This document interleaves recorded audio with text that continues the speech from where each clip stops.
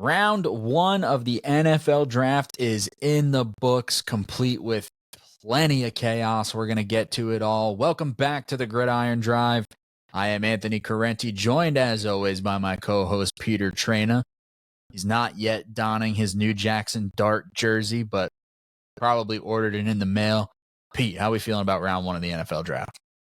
I'm feeling good, man. Yeah, Jaxson Dart to the Giants. There was a lot of smoke to that early, but late. But I'm feeling good. I'm feeling good. I don't think I would have traded up from round one, back into round one. But listen, if that's their guy, that's their guy. But let's get into it first before we start talking Giants here. Let's do it. Let's hit the whole first round. We're recording this at 11:53 p.m. Thursday night. Round one just wrapped up. Got to get this stuff on the feed early for you folks. If you're watching on YouTube, drop a comment down below. Let us know your favorite picks of the first round. If anybody fell out of the first round that you were expecting to go, make sure you're subscribed to the channel. We'll be covering the rest of the NFL draft and all other things NFL, fantasy football, gambling related as the NFL season approaches. But the worst kept secret in the NFL draft, Cam Ward goes first overall. There's not a whole lot left to say about Cam Ward being a Tennessee Titan. Yeah, I mean, new regime, sort of. They had to kickstart it. Will Levis wasn't going to be their guy. They knew that. You can't hate that. Yeah, it's a fun fit, interesting fit. They couldn't roll it back with Levis another year. I agree. So finally get that one written in ink, even though it's seemingly been written that way for quite some time now. But we did get things shaken up in a big way when the Jacksonville Jaguars come up to number 2 from number 5 for cornerback / wide receiver Travis Hunter. Some would argue the best player in the draft. New regime in Jacksonville makes a bold move to go up to 2 and get their guy. Yeah, this stole all of Cam Ward's thunder, basically, because it happened so quickly. Wow. You would imagine that they did this to play him mostly at wide receiver, right? I would think so. Yeah, he's going to be fun next to Brian Thomas Jr., man. That's a fun duo. Fun little fit there. Interesting that they would, they'd give up capital to get there, but I guess they just didn't feel comfortable for the weapon that they can get at 5, right? Yeah, there was a lot of late smoke about Genty or maybe even Tet McMillan there, but they make the bold move to go up for Travis Hunter. Can't be mad about it. I mean, you pay a price, but Travis Hunter is a unicorn type prospect, so can't be too mad about it at all. We got a little bit of chalk after that. Right, Abdul Carter at 3 to your Giants and Will Campbell at 4 to the Pats. Both of these, I think, too, we've talked about a lot. Like, it felt like both of these were near certainty, felt like pretty chalky mock picks, but I think both really good fits for both teams. Like we've said it before, you don't pass on a player of Abdul Carter's caliber because you have Kayvon Thibodeau. And for the Pats, you just need more alignment in front of Drake May, and you sign Morgan Moses to play right tackle. Give Will Campbell a shot at left tackle, and if it doesn't work out, you pretty much are sure to have a damn good guard. So even if he's not a Pro Bowl or All-Pro caliber left tackle, there's a good offensive lineman there. Yeah, there's something to be said about drafting a guy that you truly believe in his floor, right? You know what you're getting at. Whereas, and when you're picking in the top, 10, obviously you want to shoot for the stars, but for a team like that, this was the right move. And with the Giants with Abdul Carter, absolute right move. Some would argue the best player in the draft. Regardless, definitely the best pass rusher in this draft. And that defensive line now, could be a real problem if they can get a second defensive lineman next to Dex in there. Yeah, it's a deep pass rush stable there right now. So the Cleveland Browns slide back to 5 in the aforementioned trade with the Jags, and they take Mason Graham, another really solid football player who I think got overthought a lot in the pre-draft process because he measured in smaller, he didn't test, people started to poke holes in the game, but that's a really solid defensive tackle to plug in on that line. Myles Garrett and some of the other options that you have there. Again, like it's not Travis Hunter, who it felt like they were set on, and maybe they were until they got a haul that they couldn't pass up from the Jags. but I think Mason Graham is a really rock solid pick at 5. I mean, that's the same spot that we were mocking him to the Jaguars all offseason. So it's not like the value is crazy off or anything like that. Yeah, and they get a first-round pick next year and another fourth this year. So I like the process there for Cleveland. They are not winning this year. Mm-hmm. They're probably not winning next year. They're, as long as that Deshaun Watson contract is, hanging over their heads, they have to really look to the future, unfortunately, unless Deshaun turns the clock back and plays like he did in Houston and in Clemson. So I like the process a lot for the Browns there. I do too. We get Ashton Jeanty, running back from Boise State, off the board to the Raiders at pick 6. There was a lot of talk about it. Pete Carroll and SpyTech were joking about it in press conferences and all over the place, and it started to feel like it wasn't actually going to happen, like it was all a troll or a ruse, but they do pull the trigger on Jeanty at 6. The running back room was terrible there. They obviously needed an upgrade. I thought it might be tackle and then address, running back in round 2 or round 3 just because of the depth of the class. But Jeanty is going to be, if not one of the focal points of that offense. Like, it's going to be Jeanty, Brock Bowers, and I think Pete Carroll will try and have Ashton Jeanty be kind of the engine of that offense. Like, Bowers is obviously still going to get his, but we know what Pete Carroll wants to do and how he wants to run the ball. So I think for fantasy purposes, in dynasty rookie drafts, there probably wasn't much swaying you off Jeanty being the 101 anyway, whether super flex or one quarterback formats. But Jeanty's going to be a good productive player even in redraft leagues. So how do we feel about Ashton Jeanty to the Raiders? I mean, I feel good about it. I don't know if non-fantasy wise, if I would have made that pick personally, but it's a good fit for fantasy football and it'll be fun. And listen, last year we thought that Brock Bowers would kind of be a weird fit there, just because of who they drafted the year prior. But it was a great fit, obviously. Yeah. So listen, at the end of the day, you just want to get good players on your team. And they certainly got one, right? Yeah, absolutely. Jets at 7, Tyler Warren had been all the talk, but they go ahead and address a glaring need at right tackle. They lost Morgan Moses, like we mentioned earlier, in free agency to the Pats. The other 4 spots on that offensive line were pretty locked down. They took Olu Fashanu in the first round last year. You have John Simpson at left guard. Joe Tippmann still on a rookie deal at center. AVT has been both good at guard and tackle. But they take Armand Membu, and they should have a pretty solid 5 across now on the offensive line, which is good for Justin Fields, good for the running game. It's a eat your vegetables pick, but I like it, man. Like, you should have a really solid, above average offensive line. Yeah. I mean, listen, you have to build the trenches out if that was proven by the Super Bowl, and just, football in general. Like, I love the way they did this last year. They could have taken a skill position player. They took an offensive tackle last year. I think it's the smart thing to do for long-term future of that team, and I think they're set up nicely.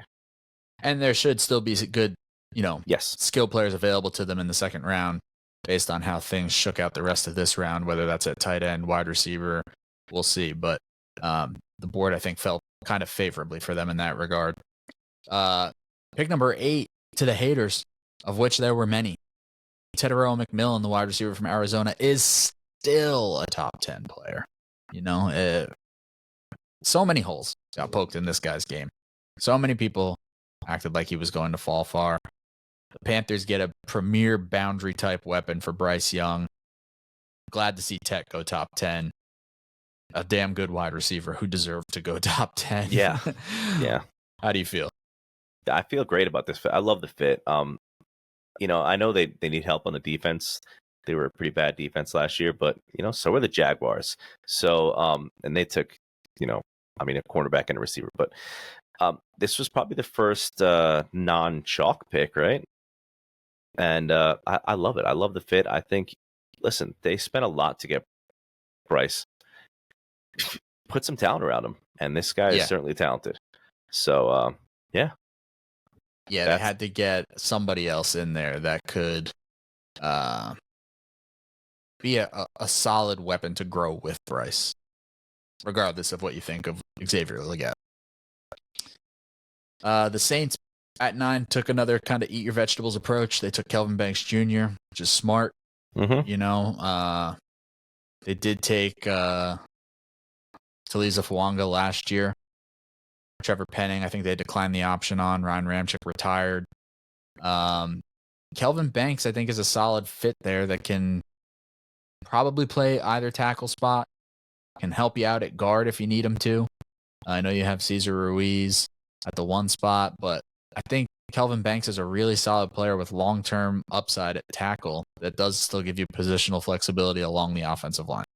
Yeah, again, another eat your vegetables pick. I'll never complain about taking an offensive tackle early in the NFL draft, and especially, one of the good ones. So nothing wrong with that with the Saints. I wouldn't have forced the quarterback here, and I'm glad they didn't. Yeah. Solid pick for the Saints. Yeah, absolutely. A shocker at number 10. Yeah. We thought that, the Bears might have coveted Ashton Jeanty. Whether they did or they didn't, they couldn't get up to get it done or get ahead of the Raiders. Who knows if they really tried. They do go offensive weapon. Yeah. They do go tight end. They do not go Tyler Warren. Colston Loveland is the first tight end drafted, the Michigan tight end. And little birdie on this podcast told me that this could have been the first tight end drafted. So how are we feeling about that coming true? Personally, I'm feeling pretty good because I had him as the tight end 1 in the beginning. And then, Tyler Warren just got so much love, and he's a great player, don't get me wrong. So I was just like, man, I must be wrong. I don't know. And it's this is a fun fit too for fantasy, for real life football. Cole Kmet, I was just looking at his contract here. He's got a cap hit. They really can't get out of this contract. Oh, they can get out next year with only $3.2 million in dead cap. So, I thought it was more egregious than that.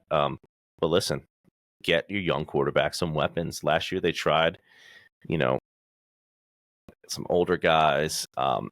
This is nice. I think if they couldn't get Jeanty, this is certainly a nice, fun landing spot for Colston Loveland. Yeah, and we saw how Ben Johnson had used Sam Laporta in the past, including in Laporta's rookie season. So, going to be interesting to see how he deploys Colston Loveland in his rookie year with the Chicago Bears. 11, 12, and 13, we get a little run on some beef. San Francisco 49ers take Mykel Williams, the edge from Georgia. 12, the Cowboys took Tyler Booker, the guard from Alabama.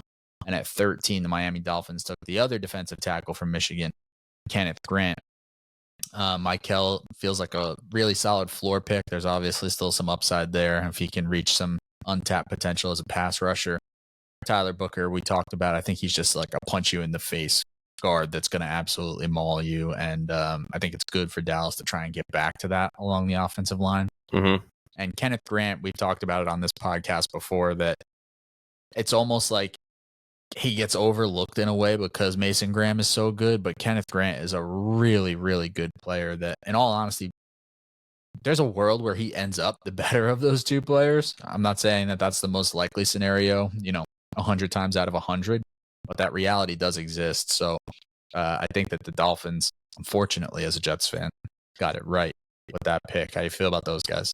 Yeah, I mean, you nailed it there. Solid picks. The 49ers taking a toolsy edge, that's not shocking at all. Tyler Booker, I'm sad as a Giants fan because I think he's going to be a really solid player, and everything points to him being a good character guy. Everybody at Bama said he was pretty much like the heart of their team. And then Kenneth Grant, I'm proud of the Dolphins, man. They didn't take like a short, fast guy, the fastest guy, on the board. Solid picks right there for those teams, and I think all three of them got better there. So smart picks. At 14, the Colts might have pulled a hammy running the card in for Tyler Warren. It felt like chalk when we were doing mocks that if Tyler Warren made it here, they would absolutely do it. Just didn't feel like he would actually make it there, but he does. And they do take Tyler Warren in the first round. Gives a nice middle of the field compliment to, Michael Pittman, Josh Downs, for whoever's playing quarterback, whether it's Anthony Richardson, Daniel Jones, somebody else in the future. Tyler Warren's a good player. The value, even though he got talked about like a top 10 guy, it's really hard to complain about the value at 14. I think they got a really rock solid tight end that should be an immediate contributor for their team. Yeah, I don't. The prevailing thought to me in like the first half of the first round is like, the teams they did mostly smart things. Yeah. I mean, the next few picks are all like, I'm sure the teams were ecstatic to draft these guys. And Tyler Warren, that's great. Again, get your young quarterback some weapons, and he's certainly a weapon. He could help in the run game and the pass game. Beautiful work by the Colts there. Yeah. Jalen Walker went 15 to the Falcons, and it's a player and fit that I kept coming back to, thinking like I think that they would really like to get their hands on him. Just didn't think he would be around this late. I thought if the Falcons wanted him, they might have to explore moving up to get him, like in front of the Panthers, which felt like a likely spot. But he does fall to 15. Still going to be interested to see how they deploy him if he does play some off-ball linebacker, play some edge, or if they kind of commit him to one spot. I think, to me, to get the most out of him, you want to kind of deploy him like a chess piece. What are your thoughts? Well, I think they kind of showed their hand a little bit by what they did later on in the draft when they when they drafted James Pierce Jr. He's a pure edge player. So yeah, I think they're going to move Jalen around. And listen, another team, proud of you, Falcons. You've been looking to draft edge guys for, I feel like, 4 years at least, and they did it. And he's a solid player, and that's a great fit. So we get another beef run. Arby's, we've got the meats. The Cardinals take Walter Nolan at 16, D tackle from Ole Miss. The Bengals take Shamar Stewart, edge from Texas A&M at 17, and the Seahawks, the chalk of chalk, take Gray Zabel, guard from North Dakota State, at 18. I don't have a problem with any of these. Like, again, I feel like most of the teams in the first round made pretty rational decisions. Walter Nolan, like, you're betting on some upside, but for a guy his size with that explosive of a first step, yeah, you take the shot in the middle of the first round. Shamar Stewart, same kind of thing. We know he's a big dude who tests like a freak athletically, who the box score is not there for, but was pretty disruptive on tape. And the Seahawks needed help on the interior. And Gray Zabel could play guard, probably play center, maybe can help you at tackle in a pinch since that's where he played in college. Don't know if you have any dissenting opinions there, but I feel like those three teams did pretty well. Yeah, I mean, you're in the middle of the draft there. They took guys with upside. All of them were, risers throughout the process. Like, Nolan got love early, but he was a riser through the end of the, college football season. So, yeah, good, solid picks. Again, I'll never complain about drafting, trench guys. So, great work by them. And I think this next pick is probably the first, what you could call, shocker. Yeah, 19 questionable, I guess. To some. Yeah, not to me. Pick number 19, the Tampa Bay Buccaneers take my guy, Emeka Egbuka, Ohio State wide receiver. Look, it's not going to be the most fun for fantasy football, probably, just given the opportunity available to him and the other targets that or the other players that he's sharing targets with, at least in the short term.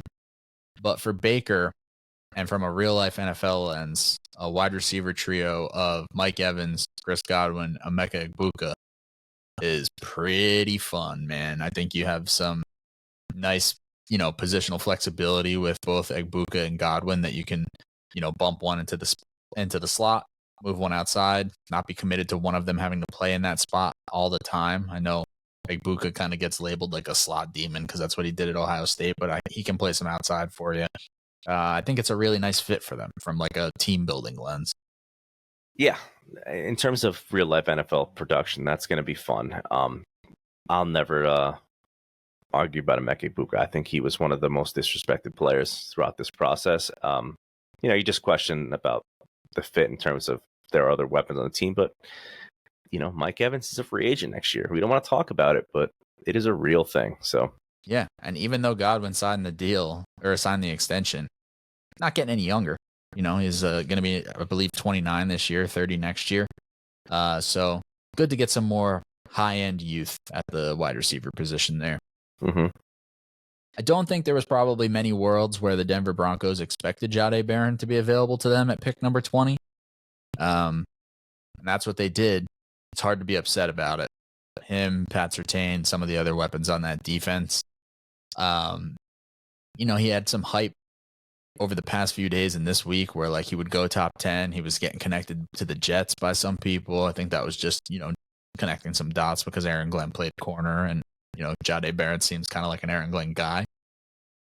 But I think he's going to be a really fun piece on that defense. It was a really common offensive weapon spot, whether it be Loveland, who obviously is gone, or one of the running backs. But I feel like for them, Barron was probably too good to pass up in that spot. Mm-hmm. Yeah, I mean, at that point in the draft, when you see a guy like that falling, I'll never complain about a team that's going to capitalize on that. And their defense was good last year, and they're just going to be stronger. And, they did enough on offense last year, and, there's still some weapons that can be had day two, especially within the tight ends, which they were kind of linked to early on in the process. So I love that for them. The Steelers at 21 do not take their quarterback. They do take Oregon defensive tackle Derek Harmon, who I knew you had some positive things to say. So how do we feel about Derek Harmon on the Steelers? I love it. I think he's, plug him in for the Cam Hayward replacement. I think, I said this on our last episode. I think he can be one of the better players in this draft. There was some late injury concern about him, I think, but obviously the Steelers didn't think much of that. And I love the fit, playing next to TJ Watt and, Cam Hayward and, go after the quarterback, man. Pittsburgh, just leaves you wondering what they're going to do at the quarterback position. But they're certainly a great defense. Yeah. Yeah, it's a fun fit. That defensive line is fun. Little skill player run here. Los Angeles Chargers take Omarion Hampton, running back from North Carolina. Just one of the most Jim Harbaugh things I've ever seen. He's going to be absolutely punishing there. They have Najee, but, short-term commitment. Hampton's the guy for the future. Still going to be productive this year for fantasy. Even if they, start with Najee in the beginning of the season, Hampton's going to get his. And then the Packers, for the first time since 2002, take a wide receiver in the first round. All it took was for Aaron Rodgers not to be there. Matthew Golden, wide receiver from Texas. There was some buzz that he could be the first wide receiver drafted. Obviously not in this real-life scenario, but Golden comes off the board at 23 for the Packers. How you feel about those two guys? Yeah, the Chargers getting a running back of Hampton's caliber is certainly going to be fun to watch. And like you said, even if they split carries, I still love that fit. It fits what they want to do. And then Matthew Golden to the Packers is they've got a crowded wide receiver room there, but they felt that they didn't have their true alpha. And let's see if Golden can become that alpha. But I like the fit for the Packers there. Yeah, I do too. We were hanging in the Rookie Big Board Discord earlier during night one of the NFL draft. And, Matt Hicks had a good point, Golden speed, clear out some space for Jaden Reed there. So even though not a big body type, a little bit different to help create some space for some other guys. Minnesota Vikings at 24. Thought this was a logical trade out spot. That was, the next couple spots, actually. It didn't end up being here. And it feels like the Vikings just kind of went, we have a really good roster. We're just going to take another guy that we think is going to be a really good trench player and just make sure that we have depth there. And they take Donovan Jackson, guard from Ohio State. If we've said it once, we've said it 100 times. We're not complaining about taking O-line players. No, yeah, I think I actually like him better as a tackle. But again, a team with a good offensive line. They're going to get a guy who has position flexibility. And I thought they would take more of a swing here if they didn't trade. But like you said, man, I'm not going to complain about beefing up your trenches. And they're a good team. So, can't complain about that for them. All right. We made it. Pick number 25. The New York Giants trade up with the Houston Texans to select quarterback of the future, Jaxson Dart out of Ole Miss. Put your eye black on. Get ready. How we feeling? Well, so I was conflicted because I definitely didn't want the Giants to trade into the first round because I'll try to be brief about this, but the Browns kind of signaled that by getting a 26 first in that trade, that they might be looking to the future. And, they clearly weren't looking to take a quarterback round one. But, you don't know that for sure. With that being said, I do like Jaxson Dart, and I think he's going to be a fun pick. And he doesn't have to start, week one or even year one. I really wanted Brian Dable to get to mold a young quarterback. So I'm excited for it. And they didn't give up too much. They gave up basically a third-round pick. So, yeah, I would have liked them to probably address that second-round pick with like a offensive lineman or defensive lineman. But their offensive line was improved last year when Andrew Thomas was healthy. So, I love it. As long as they felt that this was their guy, and that's what everybody was saying, that this was Dayball's guy, then I'm all about it. Joe Shane's kid tipped it on Instagram. He certainly did. He tipped it on the IG. Hey, listen, that kid was smart. He said last year to his dad, he was like, you got to trade to get Jaden Daniels. So the kid knows ball. Ball. People talk about Woody Johnson's kid being involved with the Jets. Maybe we got to make Joe Shane's kid the GM of the Giants. Maybe. Almost in an odd way, even though it's not for a quarterback, a bigger trade up. Yeah. The Falcons trade up to 26 with the Rams. Rams get a future first-round pick in the deal. And the Falcons doubled down on defense and take James Pierce Jr. I mentioned it earlier, the edge from Tennessee. They got a real speed rush edge presence there now. They got their little chess piece in Jalen Walker earlier that you can use off the edge and sub packages if you want to, and then play him like an off-ball linebacker. How are we feeling about the Falcons' defensive line overhaul? So I don't know how I feel about the process. But steep price. It is a steep price because they gave up a 1 next year, right? Yeah. So I don't know how I feel about that too much, but I do like the idea of loading up on the defensive line finally in a division that, quite frankly, is winnable, and they have the rookie contract, quarterback contract, and they're still paying Kurt though. But there's been a lot of smoke about him possibly being traded, maybe the Browns.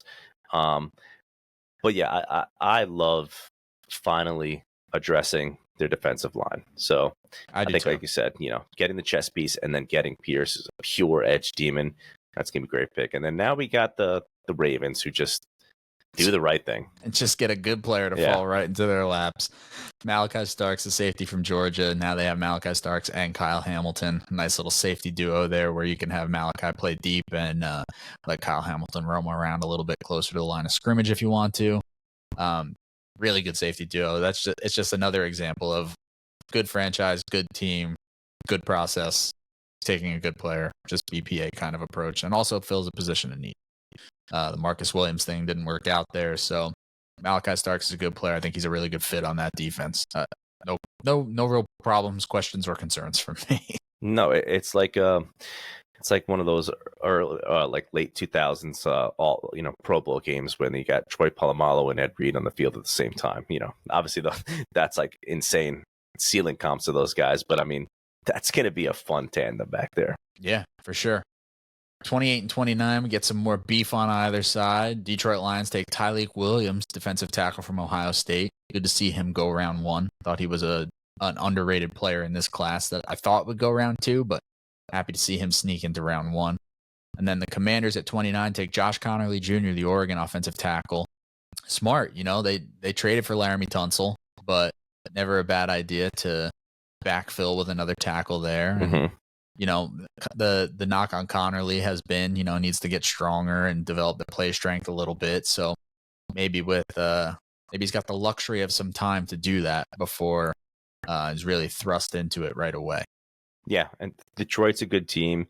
They needed to get another body up front, especially with Hutchinson's injury.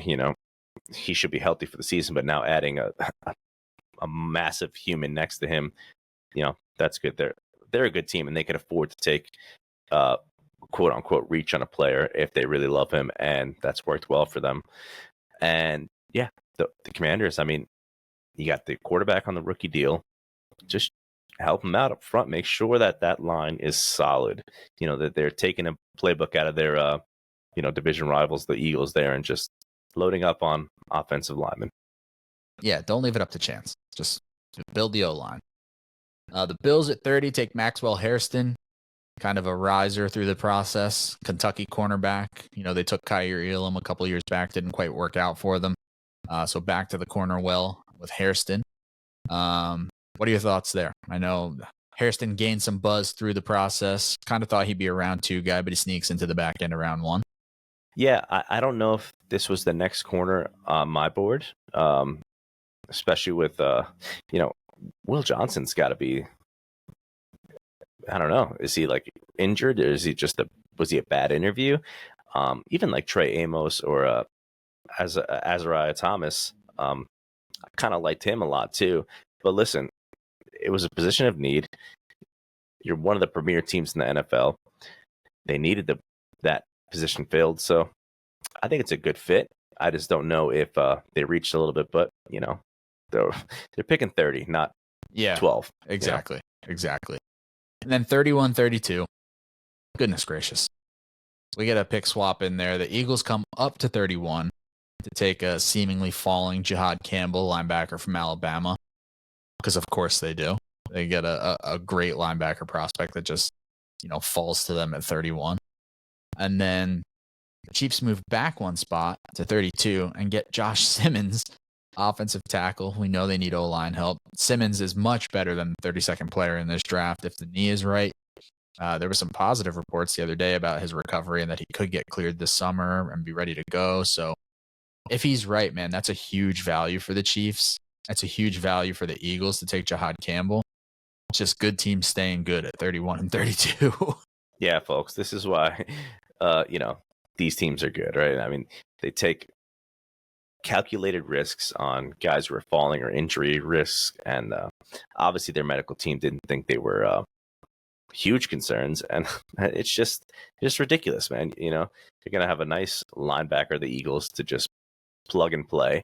He could probably start week 1. And then Josh Simmons, as long as, he's healthy for week 1, they could plug and play him too. I mean, it's just incredible what both of these teams were able to do. And that's why, they're the cream of the crop of the NFL right now. I hate to say it because I'm Giants fans, but yeah, good teams stay good by drafting well. Yeah, absolutely. Some chalk of the round 1, some surprises, some big trade ups. One notable takeaway, there is a lot of good players left for day 2. Some bigger names than others. Obviously, Shedeur Sanders does not go around 1. Early hype, talked about as like a top 2, top 3, top 5, then top 10, then top 20 pick. I think we've pretty firmly maintained on this podcast that he was always best valued as like a mid to late round 1 type quarterback. Mm-hmm. Would be best bet to go on day 2. I'm sure the Sanders family isn't happy about it. But Cleveland does have a couple of early second rounders coming up. And New Orleans has a pick coming up. So Sanders is still out there, but a lot of other names. Will Johnson, we talked about, still out there. Mike Green, the edge from Marshall. Donovan Ezeraku, the edge from Boston College. Nick Emanwari, safety from South Carolina, still out there, even though he blew up the combine. Your guy, Darius Alexander from Toledo.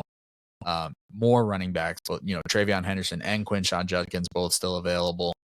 The next crop of tight ends, Mason Taylor and Elijah Arroyo, still available. Luther Burden. Yeah, Luther Burden falls out of round 1. He's still available. Decent corners still there, too. Some decent corners still there. But, the next kind of drop at tackle, like Ariante Ursery's still there. If somebody's really tackle needy, they're probably pulling the trigger early on day 2. Any kind of final thoughts as we wrap this one up and look ahead to what round 2 and round 3 might look like tomorrow? Yeah, I mean, I think we have to talk a little bit to a degree about Shedeur falling.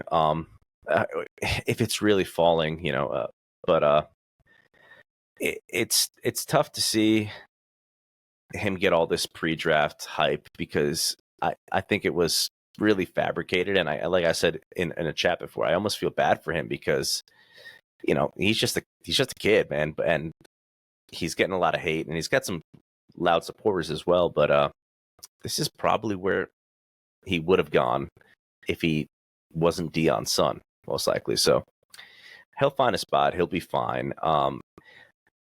This makes me the way the board falls right here. It makes me feel a little bit better about the Giants trading up because there's not like a standout tackle or guard here that I would be really banging the table for. But I certainly wouldn't hate if they got a guy like Darius Alexander, but they won't be able to get him, I don't think. So yeah, there's a lot of players left. I think there's going to be a wide receiver run coming pretty soon. Yeah, I think so too. Jaden Higgins still out there. His teammate Jalen Knowles still out there. Trey Harris still out there. We already mentioned Luther Burden still out there. So I think we'll get a pretty prominent wide receiver run on early on day 2. That's without even mentioning, Jack Bash, some of the other guys that we've really liked through the process. So if you're watching on YouTube, leave a comment down below. Let us know who some of your favorite targets are to come off the board early on day 2, or who you hope your team is targeting. We're going to be doing a live stream on day 2 with Matt Hicks and Eric Adams over on the Rookie Big Board channel. So make sure you're checking that out too. Rookie Big Board on YouTube, head to patreon.com/Rookie Big Board. We had a lot of fun mixing it up in the Discord there tonight. So, and as always, we will have plenty of content coming on this channel, both audio and on the YouTube. So make sure you're subscribed, whether it's to the YouTube channel or to the podcast on whatever podcast platform your preferred app is. And we will be back with plenty more reactions to the NFL draft. We still got 2 juicy days ahead of us, and there'll be plenty to react to when it's all said and done. So keep it locked in, and we will talk to you guys soon. Yeah, lots of content to come up. So keep the drive alive. Don't forget to like and subscribe.